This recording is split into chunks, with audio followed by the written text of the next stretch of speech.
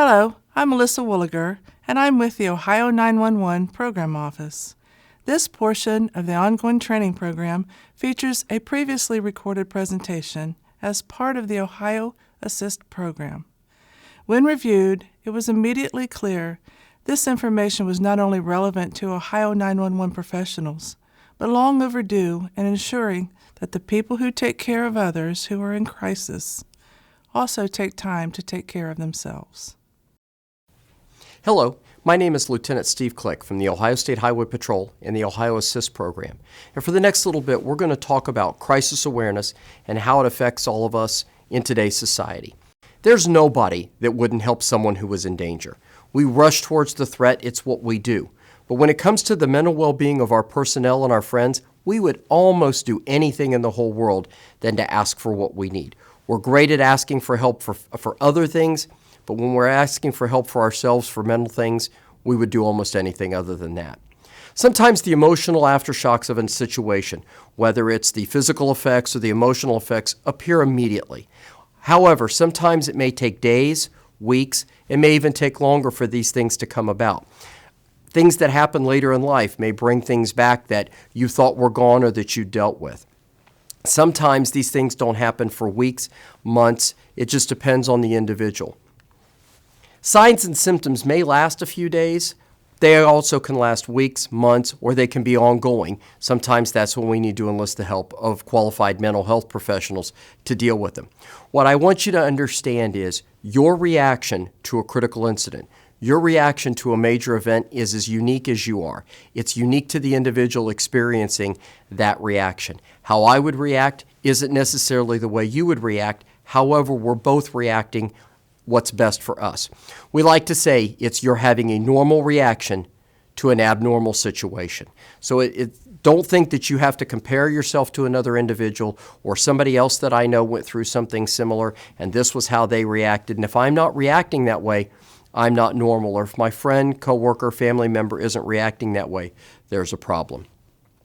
A person's reaction to a specific event is controlled by a number of variables, such as experience. What have they done in their life? Have they been in law enforcement? Have they been in emergency services? Do they have prior military experience? How old are they? Life's experience is a big factor in it. How much time were they given to prepare for the situation? If you know something's coming, and then when it happens, often we've had an opportunity to prepare ourselves physically and mentally. If all of a sudden something happens and we haven't been given that preparation time, sometimes it has a more profound effect on us.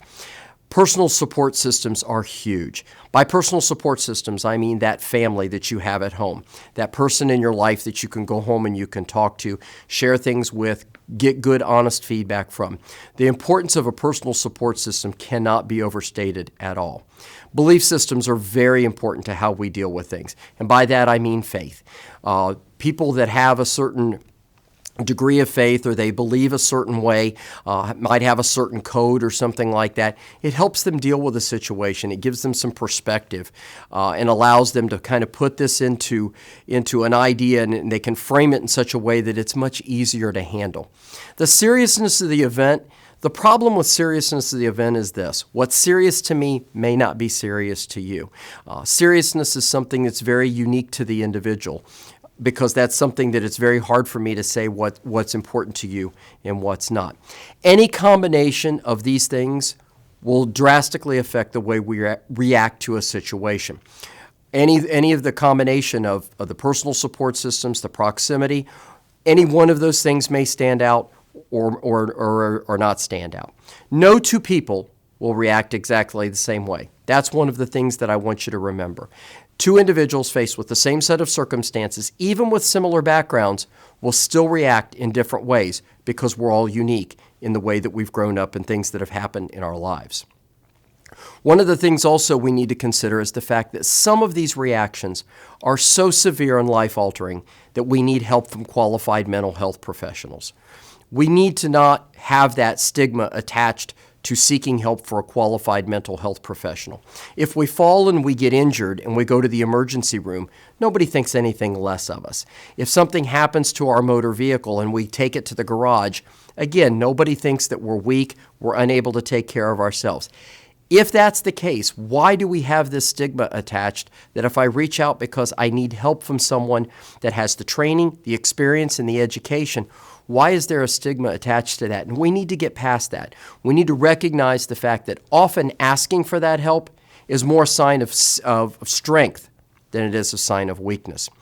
Most everyone just needs to know that somebody cares, asks how they're doing, seriously cares about what's going on with them, takes the time to sit down and meet with them. Most folks don't need to meet with a mental health professional. Certainly they don't need to lay down on a couch, and they certainly don't need to take medications. Often what they need is just somebody that cares about them, that asks how they're doing, and is genuinely concerned and interested in their best well-being. I want to talk about a few of the things you may or may not see. Now, I want to explain, though, as we go through this list of physical, cognitive, and emotional possible reactions, you may see one of these, you may see all of these, you may see none of these. We're just going to talk about some of the most common, but please don't feel like an individual has to experience these. They don't have to experience them in any particular order. These reactions to stress may come.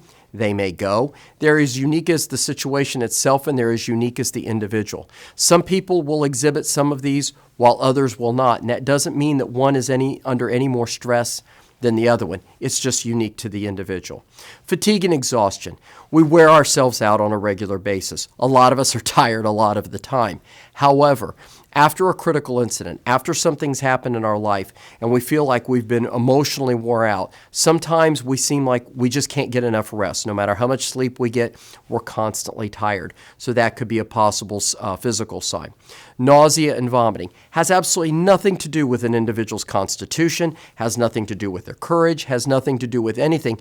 What it has to do with is the body's made certain decisions for us, and we don't have any control over that. It's the body's intent to make sure it's alive 5 minutes from now. So sometimes these reactions, be it nausea, vomiting, or whatever, that's completely out of our control. It's not something that we can control, such as the muscle tremors and twitches. Now, I'm not talking about immediately after the event. I'm talking hours, maybe days after the event. We find ourselves with these muscle tremors. We find ourselves sick to our stomach. That's when some of these results of this stress are starting to manifest themselves. Fainting. I want you to think of fainting as the body's reset button. All that is that saying that the body is a little bit overwhelmed right now. I've reached all that I can handle for just a second, and I'm going to hit the reset button. Men faint, women faint, children faint. It has absolutely nothing to do, again, with your constitution, your courage, or anything. It's the body recognizing this event is a little overwhelming right now. I'm going to hit the reset button. We're going to wake back up, and we're going to start taking this event on a little bit at a time in bites that I can handle. Sleep difficulties. As a society, we don't sleep near enough. We don't get enough sleep, and they talk about the effects of long-term not getting enough sleep and how it affects productivity, how it affects efficiency, and so forth. And there's a million studies out there. Immediately after a critical incident, we may find it difficult to sleep. We may find it difficult to relax. This is very normal. If it lasts for a long period of time, if it begins to affect your health, again, maybe that's a time that we need to go talk to somebody that has the training, experience, and education that can help us with that. But having sleep difficulties, not being able to sleep the night after the incident of ourselves or somebody that we care about, that's not necessarily a sign that we need to go talk to somebody or something to be concerned about, because it's a very normal reaction. Elevated blood pressure and heart rate. I'm not, again, talking about immediately during the incident. I'm talking down the road when our body should be returning to normal, and it's not. These are maybe a good time for us to go see a medical doctor to make sure that there's not something physiologically wrong with us. We need to make sure that everything's physiologically good with us. The other will come down. Headache and thirsty. Common reaction. A lot of times that has to do with the body's reaction to an immediately stressful situation. It gets rid of all those things that it doesn't need to be alive 5 seconds from now. So sometimes that leads to headaches and leads to us being thirsty. We might have visual difficulties, difficulty seeing something, recognizing something that we normally would have no problem with. Grinding of teeth, growling, taking big deep breaths and letting them out. All of these could be signs of the body's just dealing with a stress reaction. Weakness or dizziness kind of goes along with that. The body's wore out. It's dealt with a serious situation, and it's just kind of maxed out. And right now, it just doesn't feel like it has any more energy. Profuse sweating or chills, again, this is after the fact. This is the body getting itself all amped up again, and sometimes we start to have that profuse sweating or chills. One of the most important things you need to remember is this. If you, a coworker, a friend, somebody that you encounter out in your daily life is experiencing chest pains or trouble breathing, please call for medical attention immediately. If you yourself have medical training, call for medical attention immediately. Best case scenario, the medics show up, they indicate that everything's fine, they do their tests, they make sure that they're okay, everything's great, it was just a reaction. If not, maybe there's a medical issue, and the medics are trained to identify that, get that individual to a qualified location where they can address those physiological issues. It is far better to err on the side of safety. Let the trained professionals come and evaluate that individual, evaluate you, to make sure that you're going to be okay, and that maybe you're just having a panic reaction or an extreme reaction to the situation, and that there's not something seriously wrong with you. Far better to err on that side than to take it upon ourselves to assume we're okay and something far more serious happens. So please make sure you get that medical attention immediately. Some of the cognitive issues that you might see might be confusion. Again, the body's kind of overwhelmed. It has a lot going on right now. It's difficult to stay focused. They have a poor attention span. You want to talk to them. You want to ask them questions about what happened. You want to ask them questions about if they're okay. And they want to talk about something completely unrelated, or you constantly have to get their attention, even to the point of actually having to make physical contact with them to get them to look at you and pay attention to what you're saying. They have trouble sometimes making decisions. Do you want a glass of water? Do you want us to call somebody? Who do you want us to call? And they don't really know. They're not trying to be difficult. They're not trying not to cooperate. They truly are struggling right now with making even the most minor decision. You think to yourself, look at the decisions you just made in your situation. How can you not know whether you want a bottle of water or you want us to call your family? But they seriously are having trouble with that. Again, this may come and go. It may come in and stay for a little bit, but more often than not, it's just going to be a short-lived reaction. Higher or lowered alertness. That is the individual that either is paying no attention to what's going on around them or sees and hears every single thing. An individual comes in the room, they stand up to face that individual. A door slams and they react to it. They hear a noise outside and they react to it. Or the other side, somebody that people are talking to them, asking them a question, something happens in their proximity and they're completely clueless as to how it happened or what happened. Poor concentration and memory issues goes along with the poor attention span, the inability to make decisions. The mind itself is overwhelmed. It's taken in all it possibly can. It can't start digesting this incident in bite-sized portions, so therefore it has trouble concentrating. It has trouble remembering things. Sometimes those memories come back, and oftentimes we look at an individual and say, well, now wait a minute. How come immediately after the event you couldn't remember that? Now a day or two later, now all of a sudden you're remembering it with crystal clarity. That is a physiological reaction. That is the body taking care of itself. They're not making things up. They didn't try to not tell us at the beginning. They truly didn't remember those issues. And then as time goes by and the body begins to return to its new normal, immediately those memories come back and they're crystal clear. Hypervigilance goes along with that heightened sense of alertness. That's that hypervigilance. That's seeing everything that happens. That's reacting to everybody that comes in the room. That's seeing the car pass. Somebody walk by out in the hallway and immediately they're looking out the window to see what's going on. Difficulty identifying objects or people, we talked about that confusion, some of the visual problems that they have. They might not recognize a coworker. They might not recognize a supervisor. It's possible they could not even recognize a family member. Again, the mind is just so overwhelmed dealing with what it's dealing with right now that it can't focus on some other things, and it's difficult for that individual because they get frustrated.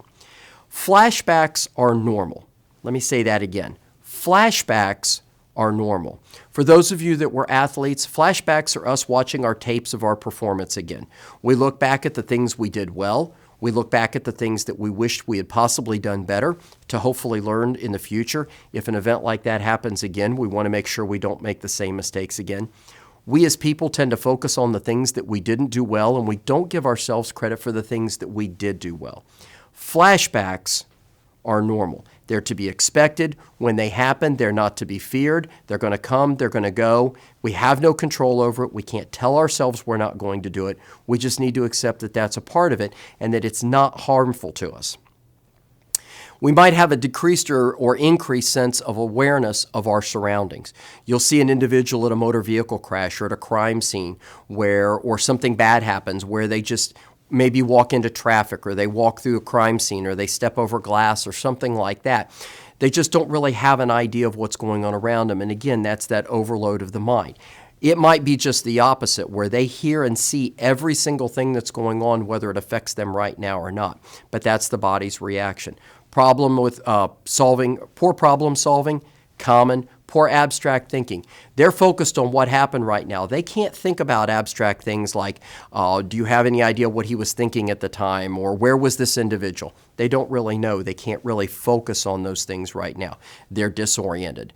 They are trying to get their equilibrium. They're trying to get their sea legs back, if you will, to put themselves back in their normal. They want to return to their normal. They don't understand yet that they now have a new normal. This incident has happened, this situation has been dealt with, and from this point forward, they have a new normal, so sometimes they're a little disoriented as they make that transition. Now, let's talk for just 1 second about disturbed thinking, nightmares, and intrusive images. Remember I said that flashbacks are normal. Flashbacks are just the body replaying that event back through our minds so that we can look at it again. Think about the things we did well. Think about the things that we wished we'd done different. Disturbed thinking, nightmares, and intrusive images are a little bit different. Almost all disturbed thinking starts with the expression, oh my God, I could have. I could have been killed. I could have been injured. I could have got someone else killed.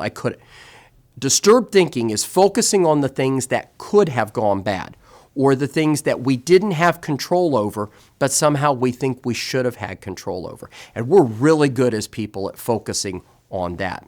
Nightmares, we have them. Everybody has them, not just children. Sometimes they come out of nowhere. You don't know what motivated the nightmare. Maybe it was something you read, something you saw, a conversation you had.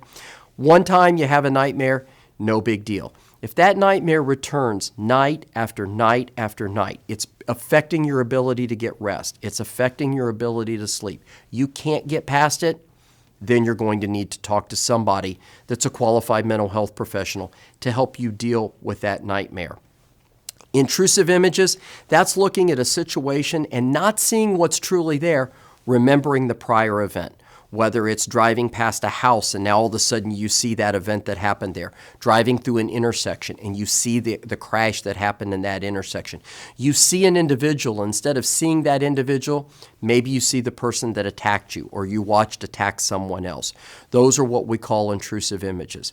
These things may come and go quickly, and if they do, great. If not, if they stick around, if you can't shake the disturbed thinking, if you can't get past the nightmares of the intrusive images, that's probably a good time that we're going to have to talk to somebody with the training, skills, and education and the ability to help us deal with those issues and be able to handle those and get those out of our minds. Emotional. Anxiety. We're anxious about a lot of things on a daily basis. We're anxious about our relationships. We're anxious about money. We're anxious about our professional life. Are we going to get promoted? Are we not? Does my boss like me? Do they not? I've got a grading coming up. Whatever. We're anxious about a lot of things. Immediately after a critical incident, we can see that anxiety level increase. We've added to that level of anxiety that we all walk around with every single day. Guilt, very common. We feel guilty about the fact often that we're still here, especially if it's a serious situation where maybe someone lost their life, and we're guilty about the fact that we're still here. We feel guilty about the fact that we're happy we're still here. And we're, as people, we're great at accepting guilt for things that aren't ours to accept guilt about. But it's one of the things that maybe we can deal with. Maybe it's something we need to talk to somebody to help us with. Grief, we can have grief over a number of things. Amazingly, a number of law enforcement officers that have been put in a position of having to use deadly force to protect themselves sometimes can even feel grief over the individual that they had to shoot or take their life. You think that's kind of backwards. That individual was trying to kill you, take you away from your family. But that individual has somebody that cares about them. They have children, they have parents, they have a significant other. There's people in their life that cares about them. So it's common to feel grief. You can feel grief over a coworker. You can feel grief over an individual who is in a common line of work. Whether or not you've met him or her, you can still feel grief about it. Denial is an extremely common reaction to a critical incident or a stressful situation. And it starts off with the following phrase: I just want to be normal. I just wish it hadn't happened. I just wish I could go back. Unfortunately, that isn't going to happen. You now have a new normal. You can say that you want it to be normal again, but you're always going to be that person now that dealt with that situation, had this thing happen to them, had them happen to a friend, loved one, or something like that. Denial doesn't work. You can want all day long for it to not have happened, but the reality is it did, and now we need to move forward. Panic. You already feel like that you were overwhelmed. This situation created a sense of panic. Panic is a bad reaction. In panic, we go into just a complete survival mode. We don't think tactically. We don't think intelligently. We don't think out the ramifications and the downstream effects of our decisions. All we normally know how to do in panic is run or lash out. So we need to fight that. We need to work on those feelings of panic. Emotional shock is exactly what it sounds like. This event is so overwhelming. It is so overwhelming to my system. Basically, it shuts me down. I'm emotionally, overwhelmed. I can't deal with it. And that sometimes happens to individuals. Hopefully, that'll be short-lived. But again, one of those things that we might need to engage a qualified mental health clinician. Fear, I'm going to tell you right now, fear is a good thing. Fear is not something that gets us in trouble. In fact, fear is the thing that told us not to stack bricks up on the sidewalk, not to lean a piece of plywood against the bricks, and not to ramp our bike over it. Fear told us there was nothing wrong with that swing, so why get it all the way to the top of the swing set and jump out? Normally, fear is overridden by one of the following expressions. Either, hey guys, watch this, or here, hold my beer. Fear, after we override fear, often gives us the opportunity to go visit a local emergency room, where we get an opportunity to be reminded why we should have listened to fear. And maybe if we'd have listened to fear, we wouldn't be injured or find ourselves in this situation. Unfortunately, for those in public safety, police, fire, EMS, and corrections, those folks that have to respond to critical incidents, we have to recognize that fear. Fear is what tells us to make sure that we check around. Fear is what tells us to make sure that we wear our armor, check what's going on around us, check our air tanks, whatever the case may be, but then we have to push through it. We recognize the danger, but we have to push through it. Fear tries to keep our edge going there. We're control freaks. I don't know if you know that or not about us, but we are control freaks. We like being in control of our world. We like having the feeling that we control our destiny through the course of the day. The reality is this: we have so little control over anything in our lives. This morning when you drove, either to work, to school, to home, or whatever, how many vehicles did you pass? How many intersections did you go through?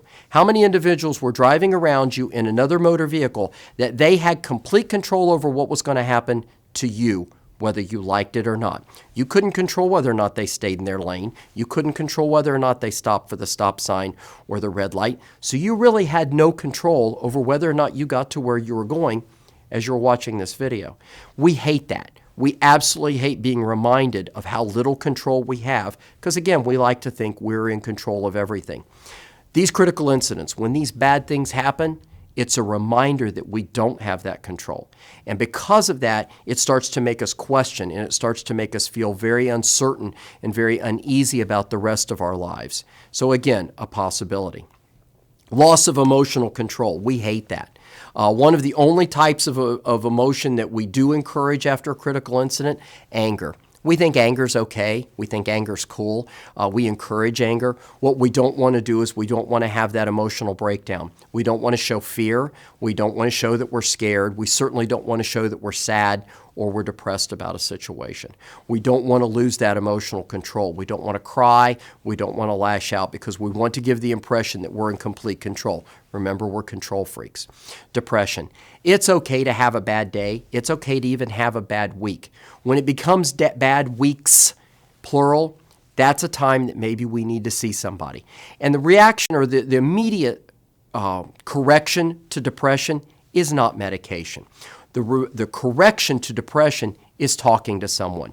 Talking to someone you trust, someone that has your best interests at heart, someone that you feel that you can talk to, you can trust, you can share information with, whether that's a mental health professional, whether that's a clergy member, whether that's a coworker, or whether that's a family member. Often that's the help. However, there can be that depression that becomes so overwhelming. It just crushes. You physically feel it. That's not something you can wake up in the morning and tell yourself, I'm not going to be depressed. I'm not going to suffer depression today. That's a time that maybe we need to go talk to somebody that can help us deal with it. We need to be honest with them. We need to explain what we're going through, and they can help us with that. An inappropriate emotional response is that individual that laughs at a funeral.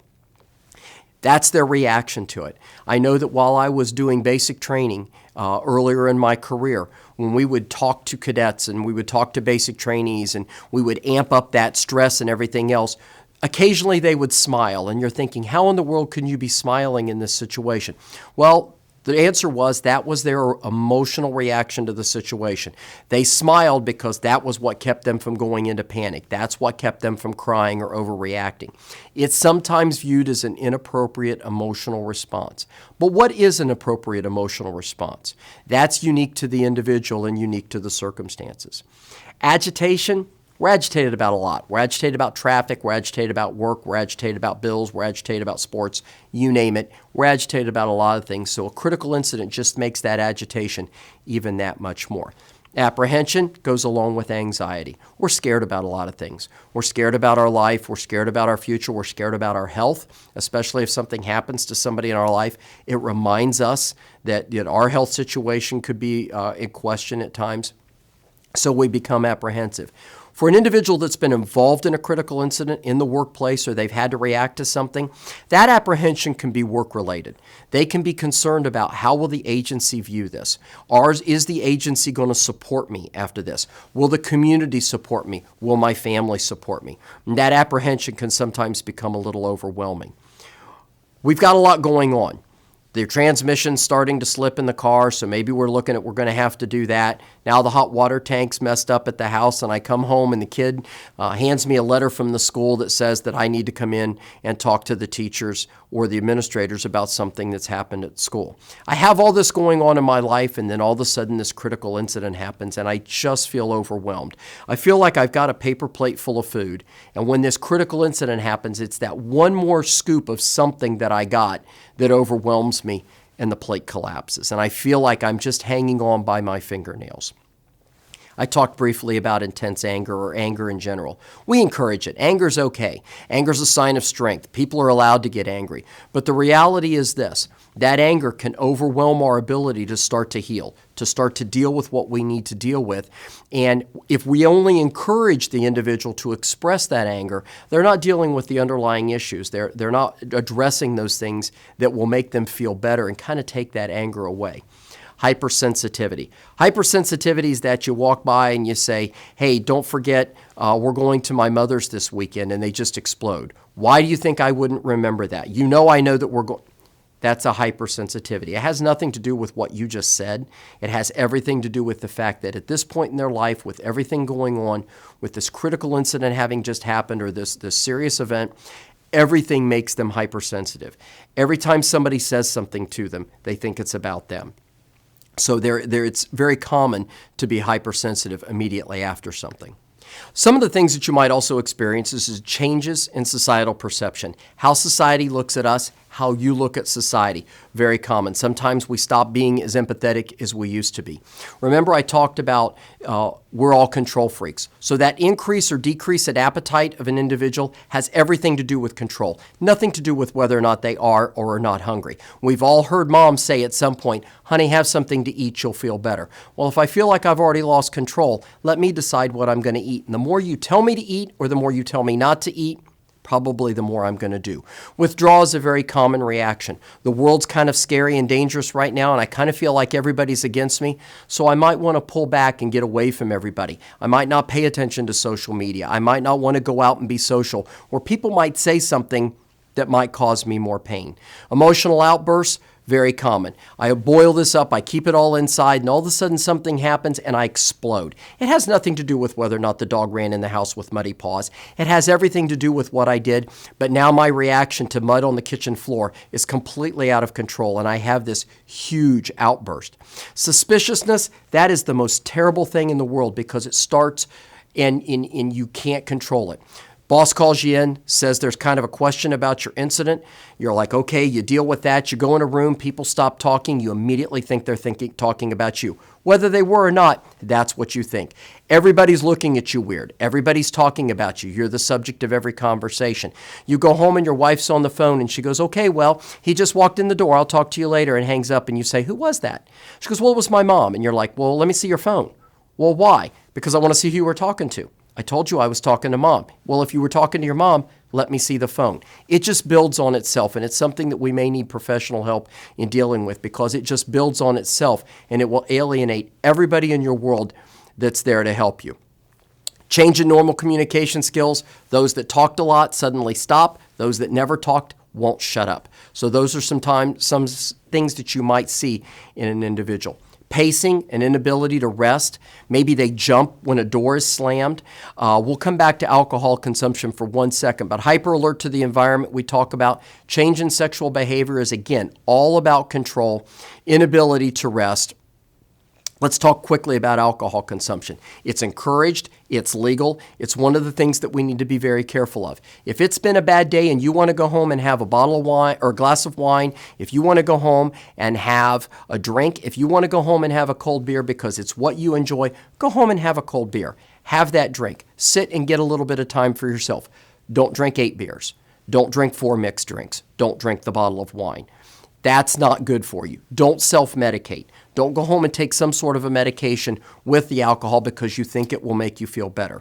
Passing out and getting good sleep and rest are completely different circumstances, so be careful about self-medicating. One of the other things that we see is a spiritual reaction to a critical incident. We've been told since the very beginning that God, whatever our higher power is, controls everything that happens in our lives. They control everything. It's by their design. There's a plan. Well, really, if that's the case, how did God let that family of 5 burn up in a motor vehicle while they let the drunk that caused the crash walk away with barely a scratch? How did God let me get hurt in the line of duty, cause me to possibly have a long-term physical effect that ends my career while the other individual that caused this situation walks away again without a scratch? How did God let my friend die? How did God let my family member get sick? And if that's the case, if God lets that happen and it's part of their design or power, you know what? I don't want no part of God. So we become angry at God. We lose faith in things that we've grown up believing. Sometimes we see just the opposite. God got me through this. God is going to take care of me. I don't have to wear my seatbelt anymore. I don't have to wear my body armor. I don't have to double check my air tanks. I don't have to do whatever I do to make sure that I'm safe every day because God won't let anything happen to me. And the reality is this, because of free will and because of whatever you believe, those are very common beliefs after a critical incident, but the reality is this. You will still suffer those consequences if you don't do the things you need to do to take care of yourself. One of the things we also see is the inability to forgive. If we ourselves can't forgive the individual, how can we expect to be forgiven? We're not always going to be perfect. We're going to make mistakes. Sometimes our mistakes lead to individuals getting hurt. Sometimes they lead to ourselves getting hurt. We have to be able to let go of that. It's what I call negative energy. If we're focused on being angry all the time and not forgiving the individuals that are involved, all we do is we keep that in. And if we can't let go for others, how can we expect anybody to let go of us? What if we weren't successful? And sometimes that happens. We failed. We fell short. We didn't get the job done. How can we then come back and face our coworkers? How can we face our families? And sometimes that's difficult for us to make those adjustments and understand that we're moving forward and we did fall short, but we need to fix it in the future and we'll be better. What are some things now? We've recognized that maybe we have shown some of these signs and symptoms. What are the things that we can do to help one another, help ourselves, help our coworkers, or help our loved ones? Well, one of the best things to do is exercise. And that's got to be based on moderation, on previous levels of exercise. If you're the farthest you've ran is from the house to the mailbox, that is not a good time to sign up to run a marathon. If you do that, or if you go try to lift the stack in a weight room, or if you overextend yourself, all you're going to do is add a physical injury, more stress, to an already stressful situation. Exercise is a great stress reliever in moderation based on your current levels. Structure your free time. If you're going to be off for a little bit, if you're going to have a little time off because of an injury, because things are under investigation, or you're just going to have a little bit of time off, structure your time. Have a schedule. Know that I'm going to go do this. I'm going to go meet somebody for lunch. I'm going to go mow the grass. I'm going to do things. Don't just sit around waiting for life to happen. Have some sort of a structure for your free time. Understand that you now have a new normal. Old normal's gone. You can't go back and get it. We talked about denial. Old normal is gone. New normal can be amazing. New normal can be great. You can do amazing things with new normal, but it is going to be new normal. I can't stand here and guarantee that if you go talk to a minister, if you go talk to a mental health clinician, you talk to your significant other, you talk to anybody, I can't guarantee that they can fix everything that's going on, and you may have to work on things for an extended period of time. What I can guarantee you is this: talking to somebody is the answer to making things better. Not talking, keeping it all inside, that I can guarantee. You won't get better. In fact, more often than not, you're just going to end up getting worse. Let folks help you. We're great at that. I'll let somebody come over and help me move furniture. I'll let somebody come over and help me work on my truck. To sit down and say to somebody, I'm sad about a situation, I'm scared about a situation, I'm unsure, I need your help, we'd rather do almost anything in the whole world. Let people help us. They're there. They want to help. Allow them that opportunity to help us at this time when we need it. We're there for them. This is their time to be there for us. Spend time with others. Don't seal yourself off. It's very common. It's something that a lot of people will want to do, is seal themselves off from the world. Don't do that. Spend time with others. You don't have to talk. You don't have to be doing a lot. Just be there with them.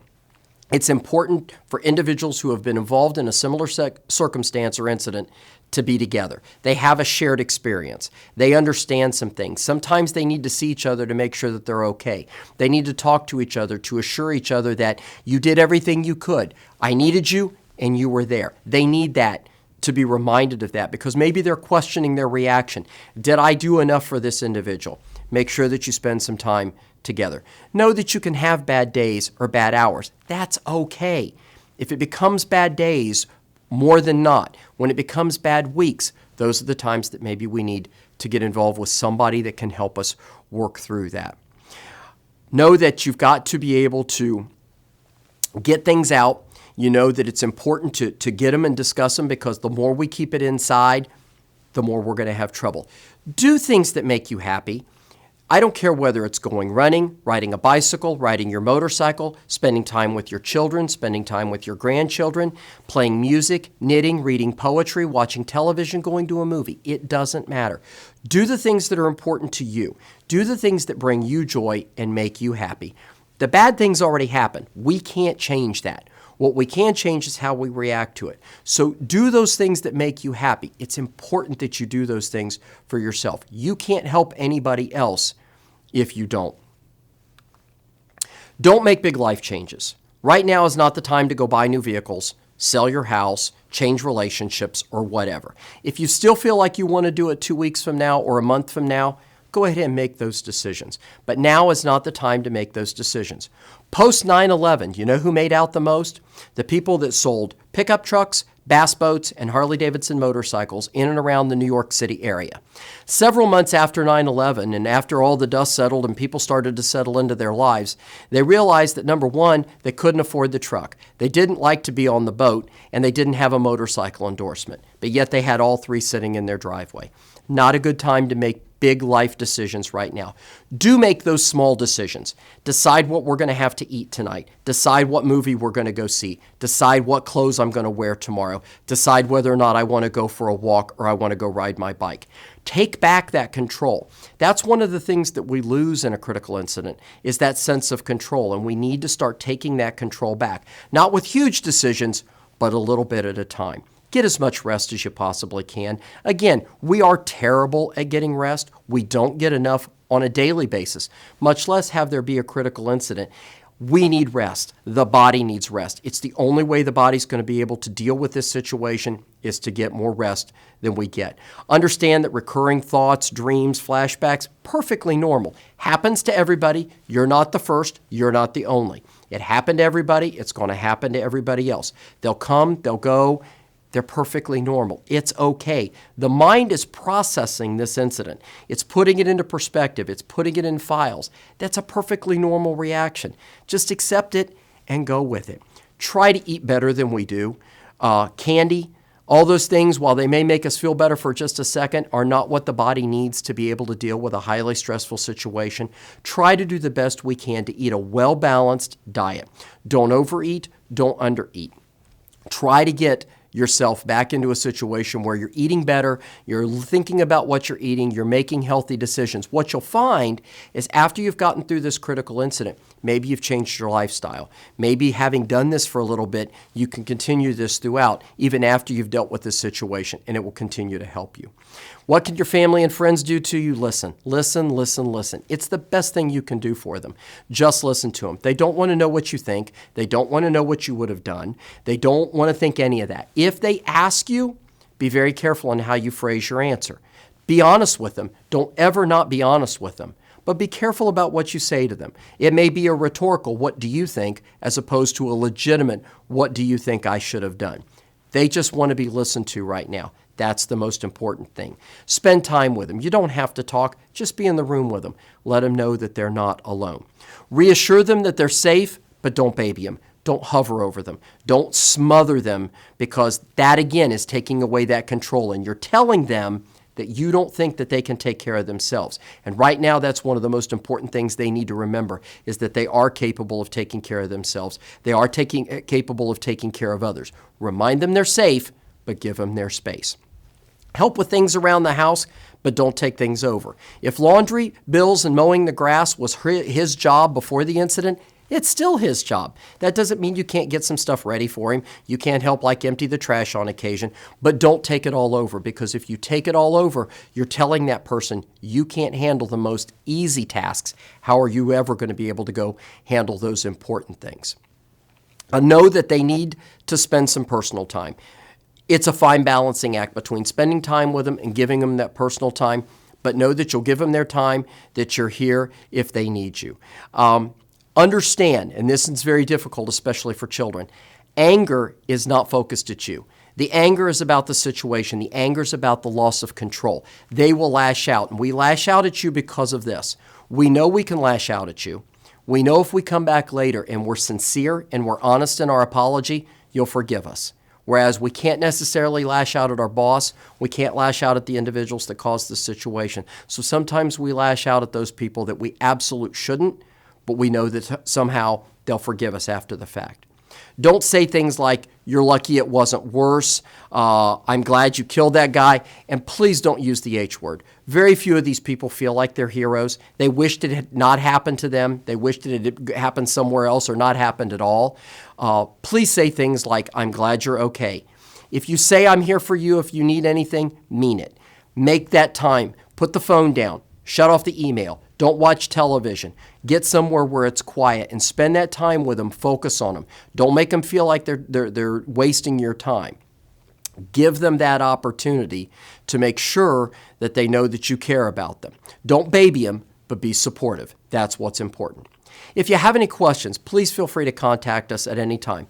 There's the website. You can contact us by telephone. We'll be happy to help in any way. The Ohio Assist program offers pre-incident crisis awareness training for individuals before that thing happens. We also will come in and assist you with after the bad thing happens. We work closely with a number of agencies around the state of Ohio. We'll contact somebody. We'll get you the help that you need. The biggest thing is talk to each other. Take care of one another. Share this information. If you're the one that's involved, let people help you. If you're that person helping, understand it's a long, slow process. You need to be as patient as possible with that individual while not babying him. It will get better, but it is a new normal. Thank you so much and take care.